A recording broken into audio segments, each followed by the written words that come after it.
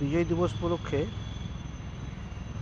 Brigade গ্রাউন্ডে যেটাকে আমরা গড়ের মাঠ বলি, এখানে যে কর্মকাণ্ডগুলো হয় ইন্ডিয়ান আর্মি থেকে, সেই কর্মকাণ্ডগুলো শুরু হয়েছে। যে কারণে দেখতে পাচ্ছেন হেলিকপ্টারগুলো এসে সব মাঠে ল্যান্ড করছে।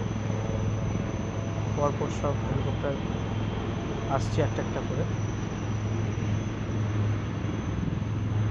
এই যে 3টে দাঁড়িয়ে আছে, আর এখানেও পুরো ধুলো উড়িয়ে একটা ল্যান্ড করছে।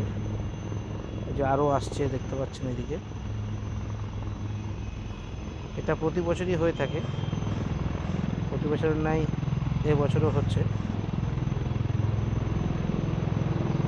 ভিক্টোরিয়ার পাশ দিয়ে ধুলো উড়িয়ে ল্যান্ড করছে। দেখুন এই আরেকটা আসছে।